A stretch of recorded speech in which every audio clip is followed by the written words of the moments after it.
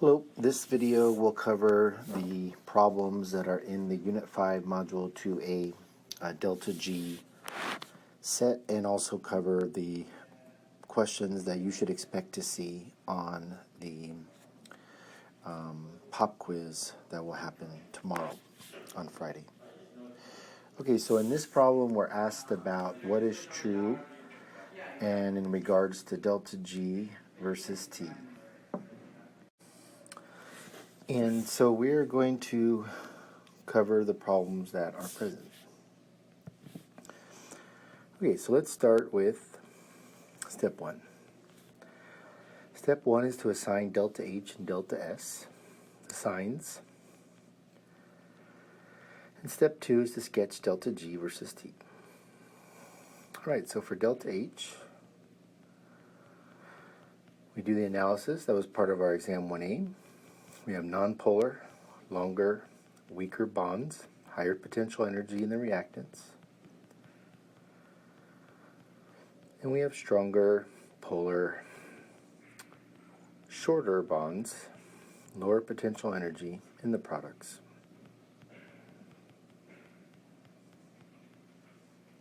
So we're going high to low, so delta H here would be less than 0, exothermic.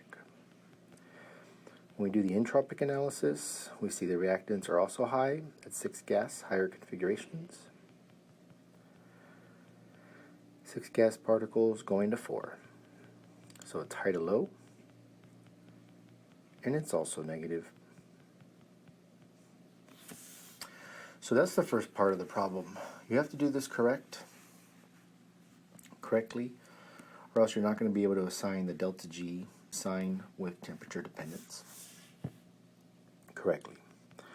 Alright, so when we make a sketch of delta G versus T, remember what we're plotting is delta G equals delta H minus T delta S.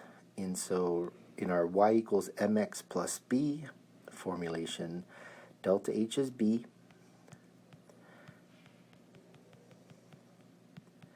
minus delta S is M, and X is T. Right, so that's how we think about plotting this. So we start with our y-intercept. That's our value of delta H. It's negative. And then our slope here, since delta S is negative, when we take the negative of that, we get a positive slope, which we draw going up. Okay, so now we can interpret the graph. So it's a negative times a negative to give us a positive slope. So delta G is less than 0 at low temperatures. And this corresponds to product favored at low temperatures, reactant favored at high temperatures. So at low T, we have delta G less than 0. And so we see that delta G is less than 0 only at low temperatures. Because at high temperatures, it passes the x-axis and goes into positive values.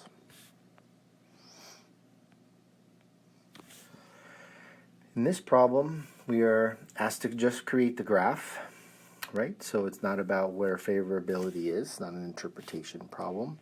But we're still going to do the same steps. We're still going to find delta H and delta S signs.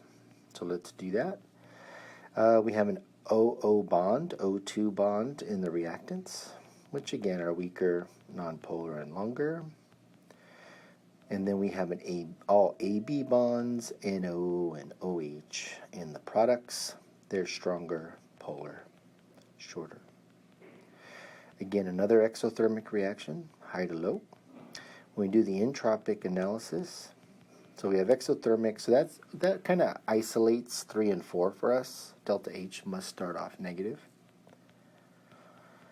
We look at the entropic analysis. We have 9 gas particles in the reactants, but only 4 in the products. So we're going from high configurations again to low configurations. Delta S is less than 0, and that means we'd have a positive slope. That gives us answer 4.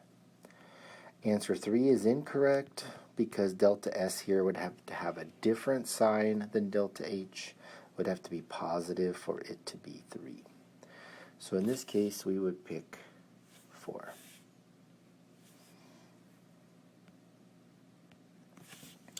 Okay, so this resembles one of the problems in our homework where you're asked to calculate delta H and delta S using the data given.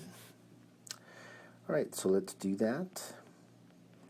Well, one issue with directly calculating or obtaining delta H here, like we did in class, is the 0 isn't given on the graph. So we don't know exactly where it will land.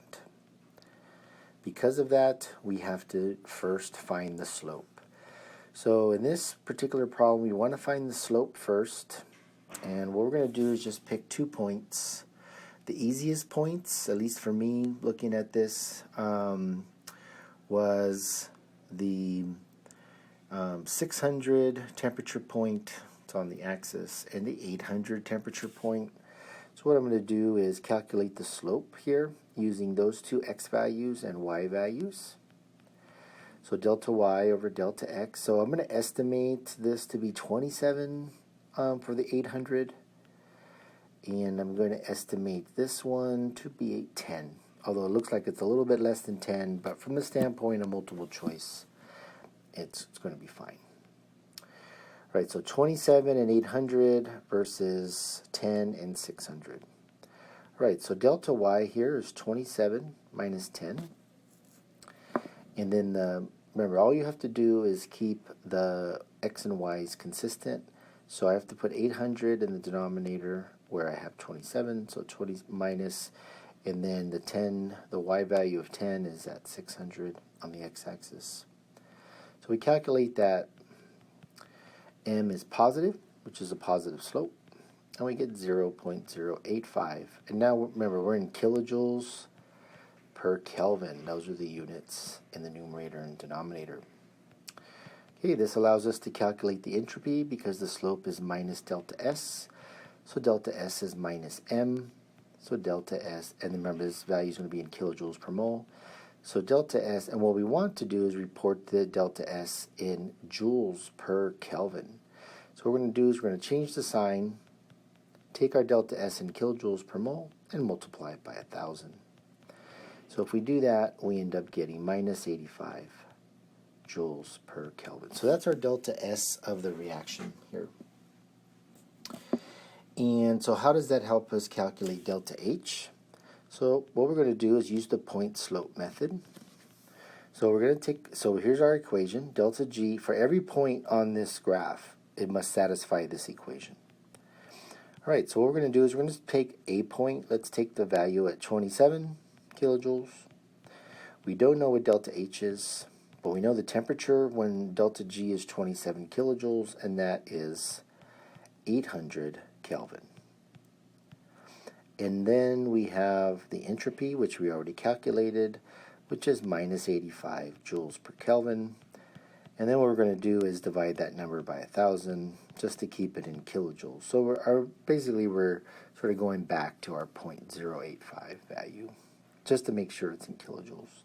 It's just that in the homework, your delta S is usually given in joules.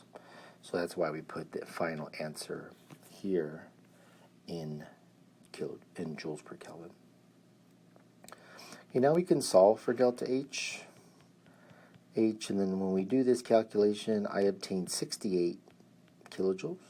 It's positive. So when we solve for delta H now, we get 27 kilojoules minus 68 kilojoules. And we do that, we get minus 41 kilojoules. So we've calculated delta H and we calculated delta S. So really the only difference here in terms of the problem that we did in class is, since we're not given the y-axis at the x value of 0, then we have to use what's called the slope point method. So you find the slope first, then you find the point. And then you pick a point and you can calculate B.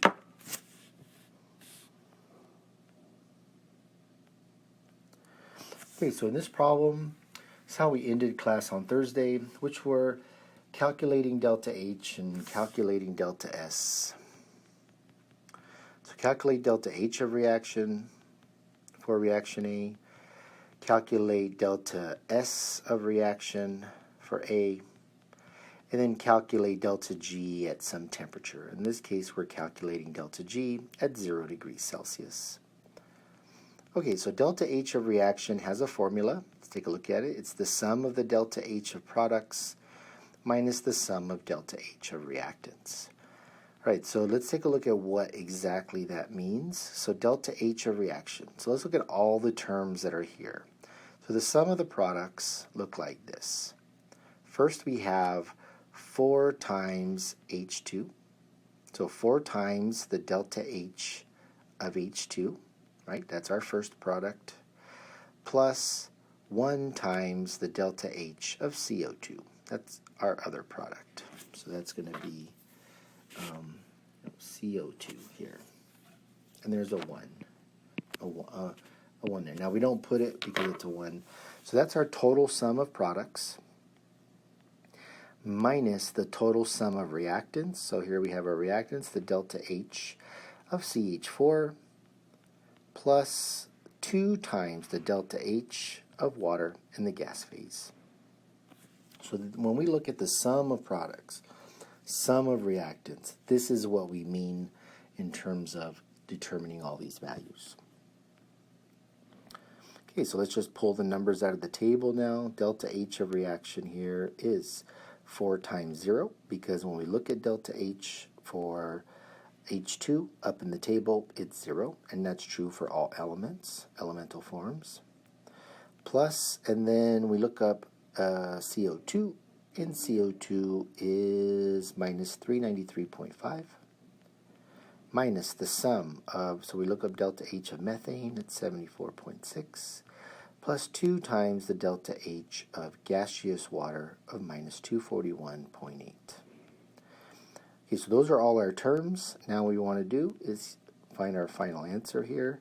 So we have minus 393.5 minus, and then I'm summing up everything in the parenthesis, and I get minus 558.2 kilojoules. And if you get that, so you change the sign of the 558 and subtract it from 393.5, you get plus 164.7. And remember, this is in kilojoules. So that's how we would calculate the delta H of reaction for A. Now we're going to do the same thing for delta S. Same formula.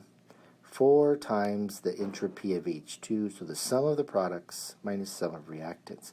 So 4 times the entropy of H2 plus the entropy of CO2 minus the entropy of CH4 plus the entropy, twice the entropy of gaseous water.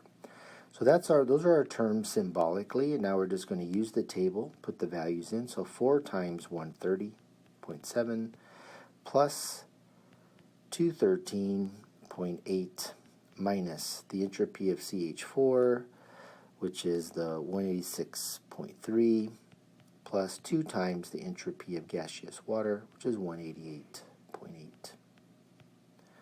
So we compute each of the parentheses here, and we get the first parenthesis is 735.8 minus 564. Do that, and you get positive 171.8 joules per Kelvin. That's delta S of reaction. So we've done the first two, and now the third part is to calculate delta G at a given temperature. All right, so delta H and delta S are assumed not to change with temperature, so it doesn't matter what temperature we pick. We can still use the values obtained. So delta G is delta H minus T delta S. And then we're going to divide delta S by 1,000 just to get our values in kilojoules. So we do that, we pull our 164.7 kilojoules for delta H minus our temperature. Our temperature is 0 degrees Celsius.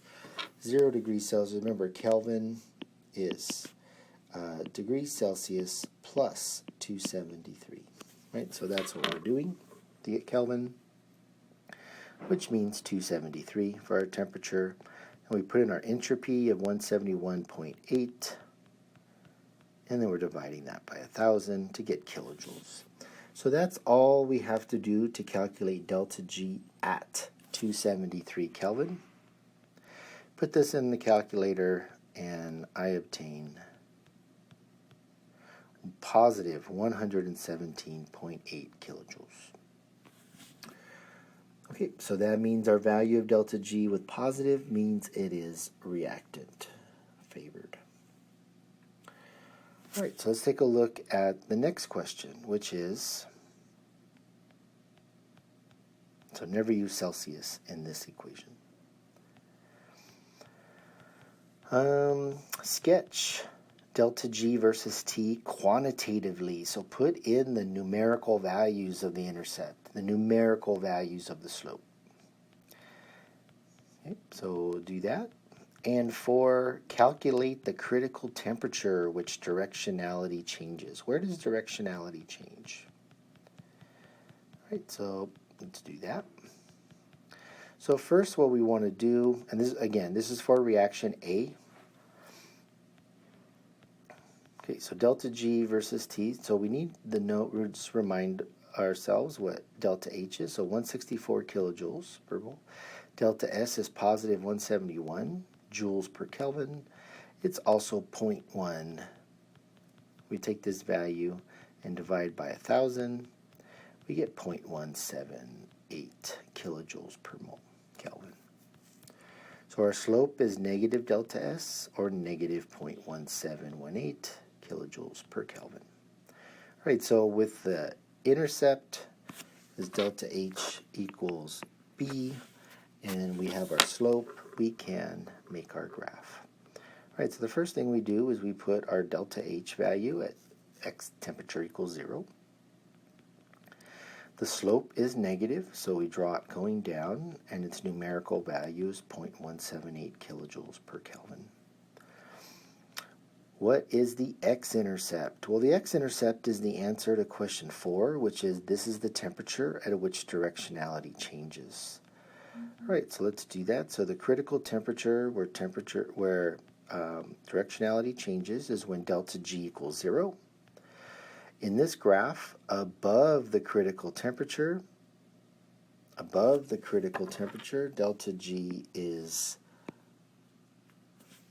less than 0.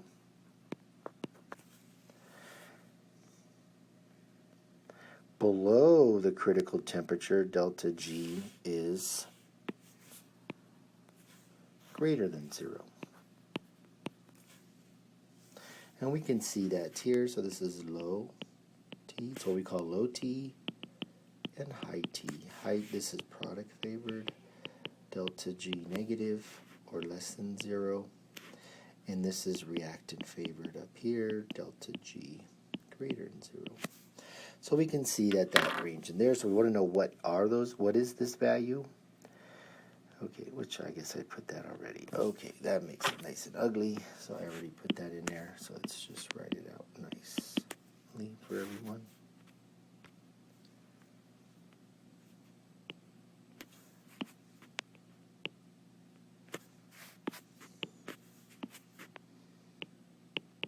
Okay, so what is this value? Well, let's calculate it.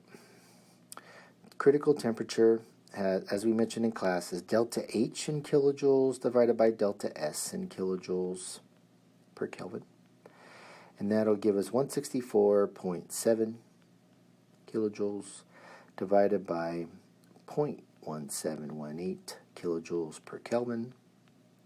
And when we calculate that, that is 958.7 Kelvin. Okay, so this value is 958.7. So that's this value. Now what we did was we calculated in the last slide 273 here, and we see we were up here, right? We were above. That's what we calculated. Delta G was positive. It was reactant favored. It was like 100 kilojoules per mole. And so any temperature below 958, this reaction is reactant favored. Any temperature above 958, we are product favored.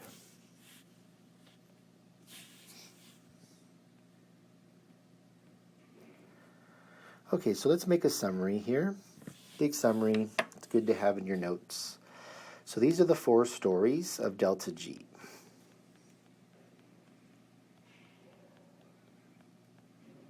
And it's really important to feel fluent in these 4 stories. So what we're going to do is we're going to analyze them and talk about some examples. As these are you have to classify each reaction in this pop quiz coming up and in exam 1B, the different stories. Okay, so let's start with the favorability story. So in this case, product favored only at high temperatures, and that is because at high temperatures, that's where delta G is 0, less than 0. In this case, it's always reactant favored because delta at all temperatures, so product favored, never product favored. In this delta G versus T, product favored only at low temperatures. That's where delta G is negative. And then in the final delta G versus T, this is always product favored. There's no temperature in which delta G is positive. It's always negative. So, okay, so that's our favorability story. Now let's talk about some of the other tools we had to analyze that. So first, there's a delta H and delta S story. The delta H and delta S story is that here we see that delta H is positive. It's starting positive, and it is for delta H at the intercept. And in this case, delta S is positive. 1, we know that because it's crossing the line, but 2, we have a negative slope. And since we have a negative slope, it would be negative times a negative or a positive delta S. We can do that for the other graphs. This is also endothermic or positive delta H, but now we have a positive slope, which gives us a negative delta S. In the last two delta G's versus T, these are both exothermic. We cross the line, but so we have slope is positive. That gives us a negative delta S. The final one, delta H is exothermic, negative, but delta S, since the slope is negative, we will give delta S positive. All right, so what's this story look like? Well, if we have product favored only at high temperature, so remember, if we have a state at low, so it's low, right? So if we have a state in the low region, then we can use the different values of why this is favored at, so this is favored at high temperature, and this is favored at low. And that's going to be the case anytime you have a state in the bottom left-hand side. The bottom left-hand side is always going to give you, depends. One state is going to be favored at high temperature, one state's going to be favored at low temperature. And you see that in the delta G by crossing, right? It crosses the axis. In the always case, the always never, we always have a state in the low-high region, right? So the low-high region, or the bottom right, will always be favored, whatever state is there. And in that case, it's the reactant side, giving us delta G always positive. So here we have another state in the low case. Now it's products. So now what we have is favored. Products are now favored at low T, right? And that's what we have here. That's what we see with delta G. And then in the last always case, what we have is a low-high. And in that case, that state's always favored. That's what we see up here. So these stories have to be consistent. These are all tools, different tools, to give you an analysis about favorability, about stability present. Okay, so let's take a look at some examples. Like, what kind of examples would we expect here? Well, since we have a endothermic reaction, we expect there to be strong to weak bonds, right? That's the energy story. Strong bonds to weak bonds, right? That's going to be the case anytime the reaction is endothermic. And then because delta S is positive, we just have fewer gas to more gas, right? So that's an example of a generic reaction that is going to have this characteristic. Endothermic, we're making weaker bonds, but we have more gas particles in the products. In this case, we have an endothermic reaction, but we have more gas, right? So we have more gas, we have the strongest bonds, right? So you can see this is doubly favored in the reactant. So that's why it's always reactant favored. The fewer gas particles and the weakest bonds are less likely to form. Now we look at our two exothermic reactions. This is going to go to AA to AB. And in this case, we're going weaker to stronger, right? So weaker to stronger bonds, so delta H is negative. And now we're going gas, high gas to low gas, delta S is negative. So that would be an indication that we have delta H and delta S negative. And in the always case, this is always product favored. We would have the highest, we have the strongest bonds. Strongest bonds and the most gas particles. So if that's the case for the products, it's doubly favored, always favored, right? So it's very important to make sure you feel comfortable with the 4 different stories that are here. Their temperature analysis, how do you assign them for reactions? That is what we'll be testing on the quiz. You'll get some insight on how we'll ask these questions on the quiz, and it'll be present in the homework and also on exam 1B.